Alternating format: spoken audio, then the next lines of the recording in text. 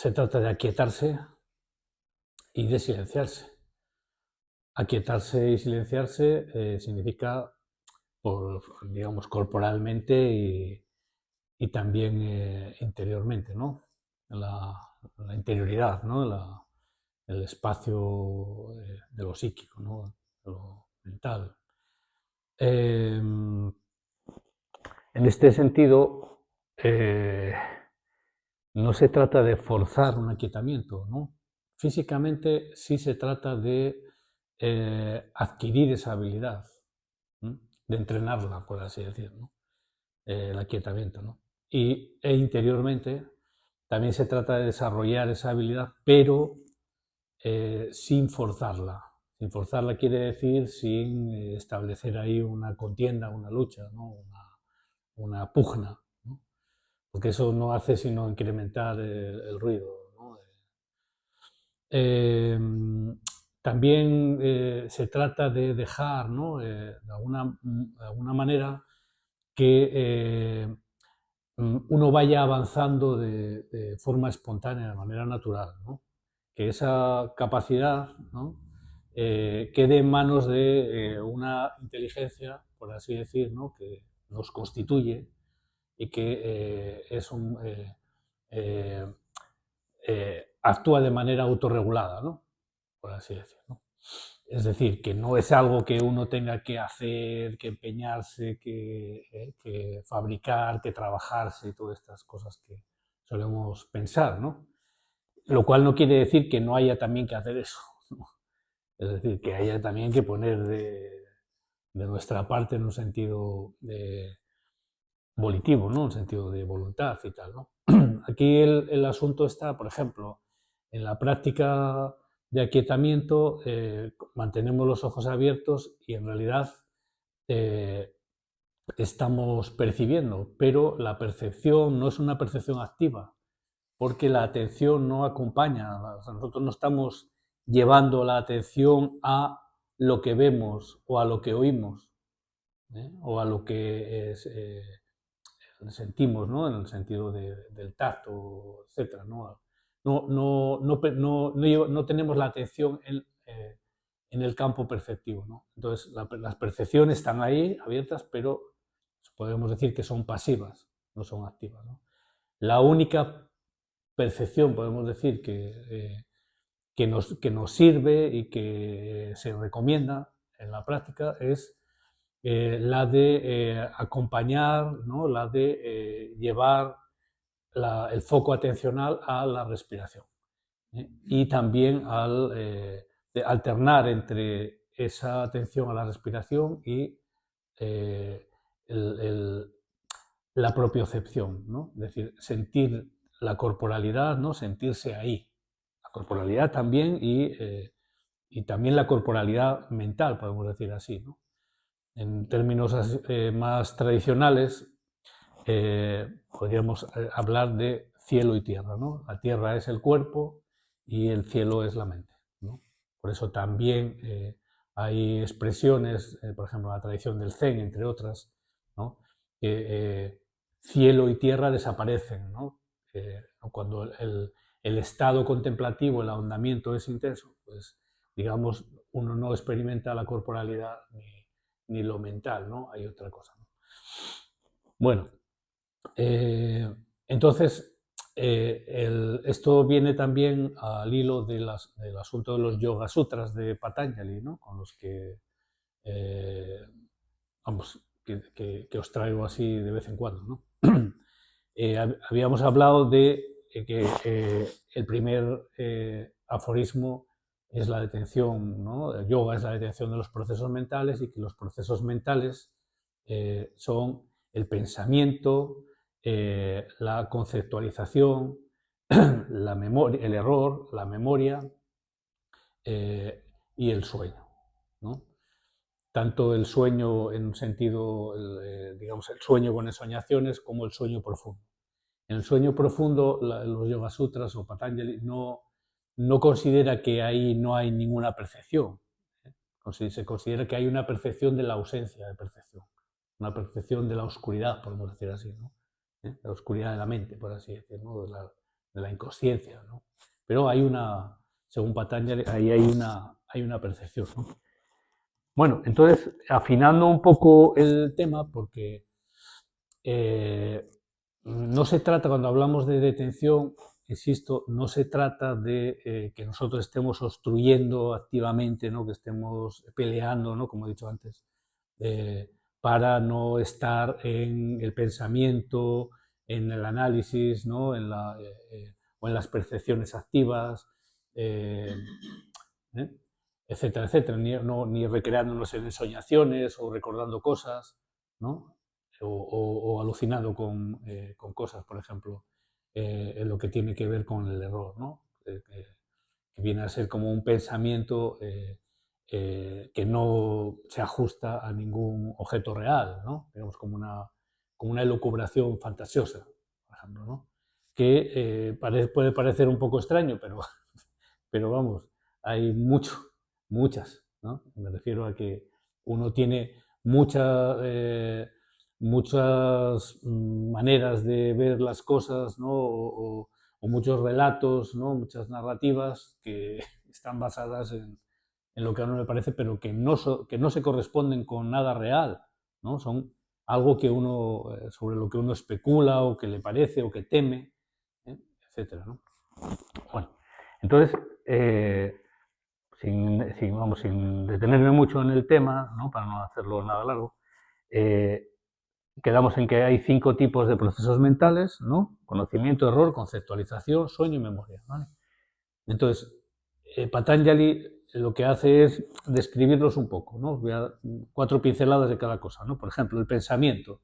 El pensamiento lo relaciona con la percepción, con la inferencia y con el testimonio verbal, ¿no? La percepción, pues, es la percepción a través de los sentidos, ¿no? También alude Patanjali a los yogis que tienen como ya muy avanzados, por así decir, ¿no? Muy puestos en el tema, ¿no? Que puedan tener también percepciones especiales, ¿no? O extrasensoriales o lo que sea, ¿no? Pero bueno, son las percepciones de los sentidos, ¿no? Y lo que es la inferencia y la autoridad verbal, pues bueno, son las deducciones que hacemos. Nosotros vemos a alguien que camina encorvado y deducimos que está triste o decaído, ¿no? Y el testimonio, eso sería la inferencia, ¿no? O en este caso una deducción, ¿no? Las inferencias son deducciones o inducciones, ¿no? Depende si vamos de lo particular a lo general o de lo general a lo particular, pero no me voy a enrollar con eso, ¿no? Y lo que es la autoridad verbal se refiere a los textos que se consideran sagrados o que se consideran, digamos, que poseen una autoridad, ¿no? Dentro de determinado campo o lo que sea, ¿no? Esto también lo tenemos en cuenta, es decir, nosotros queremos saber algo o estamos desarrollando un proyecto y apelamos a expertos, ¿no? Entonces, bueno, pues leemos un trabajo, una tesis doctoral de no sé quién que es sobre, no sé, los ciclones, ¿no? Y entonces nos basamos en que esa persona que hace ese trabajo pues tiene no sé cuántos premios y es un tío serio y además lo que ha, el, lo que ha estudiado, lo que ha desarrollado, ¿no? Sus conclusiones pues han sido replicadas por otros investigadores, lo que sea, ¿no? Eso es el testimonio verbal. En el caso de el yoga, ¿no? O de las ascesis, ¿no? Etcétera, ¿no? Se refieren a digamos, indicaciones, comentarios, criterios de gente vamos, que se entiende que son entendidos, ¿no? Que son maestros o que son gente que sabe lo que dice, ¿no? Bueno, entonces, eso sería lo que es el pensamiento, ¿vale? Uno de los 5 procesos mentales. Es decir, que cuando nosotros estamos en la práctica, en el aquietamiento y en el silenciamiento, y con la atención alternando entre el flujo respiratorio y la propiocepción, ¿no? O sea, ¿no? ¿no? La percepción de nuestro cuerpo, de nuestra mente, de estar aquí, ¿no? Y en este momento, ¿no? Y ahora. eh, el, no sé qué os iba a decir, pero ahora pasamos al tema, o sea, que eso sería el pensamiento. Bueno, así, lo que quiero decir es que cuando estamos en esa práctica, ¿no? En esa disposición meditativa, eh, evidentemente todo lo que tiene que ver con las percepciones activas, digamos, con las inferencias y con los testimonios verbales, con los criterios, o sea, todo eso no nos sirve, es decir, hay que dejarlo de lado. Solamente y exclusivamente, digamos, ahí sí hay que hacer ¿no? un esfuerzo volitivo, ¿no? Por mantenerse solamente en esa cuestión, ¿no? Escrupulosamente en la respiración y en la percepción y tal. Cualquier otra cosa que venga, hay que distanciarse o apearse de ella, ¿no? Otro de los procesos, ¿no? Bueno, sería el segundo, el error, ¿no? Que es un conocimiento falso que no corresponde a la forma del objeto conocido. Esto es lo que dice Patanjali, ¿no? El error es un conocimiento falso que no corresponde a la forma del objeto conocido. Entonces, hay un conocimiento válido, que es el que hemos hablado ahora, ¿no? Y ahora vendría un conocimiento que no es válido, que es lo que él llama el error, ¿no? Entonces, el error no es simplemente una falta de conocimiento válido, ¿no? Sino que es un algo más añadido, es algo ¿no? que le ponemos, ¿no? que desarrollamos, ¿no?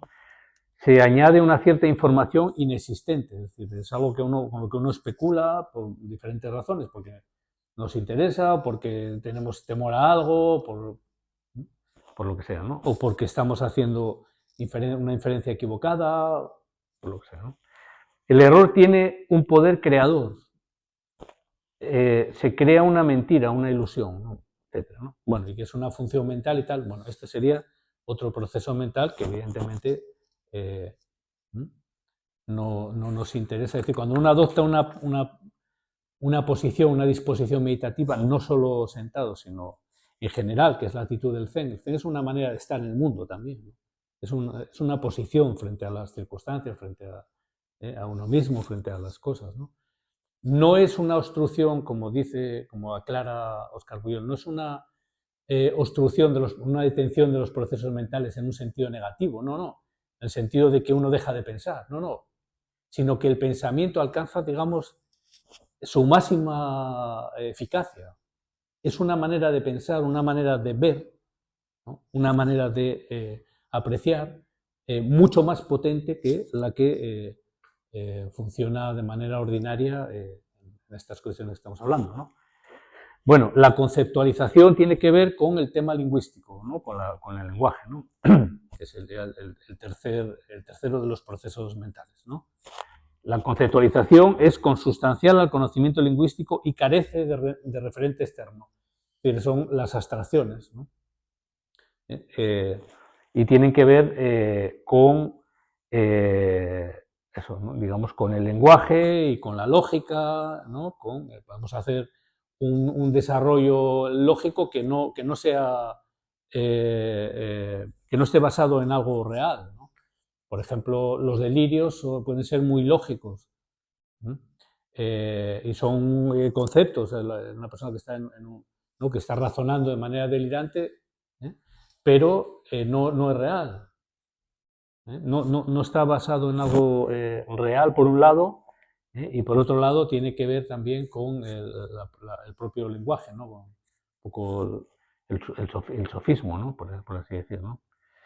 Bueno, entonces dice Pujol, para ordenar la realidad, la mente humana utiliza una serie de conceptualizaciones que no se corresponden con ningún objeto real, sino que dependen de un conocimiento lingüístico. No sé, ¿no? Por ejemplo, los constructos hipotéticos, no sé, cuando hablamos de inteligencia no existe. Eso es un concepto. ¿Vale? Es un concepto, es un constructo, ¿no? Para, digamos, referirnos a cierto tipo de funcionamiento, o de resultados, o de disposiciones, o lo que sea, ¿no? Vale, el sueño que sería el cuarto, es un proceso mental que depende de la percepción de la ausencia. Por un lado, se entiende que el sueño con ensueños como una actividad más de la memoria. Bueno, esto es un poco lo que dice Patanjali según Pujol y tal, ¿no? Seguramente habría más cosas que decir, muchas más cosas que decir, ¿no?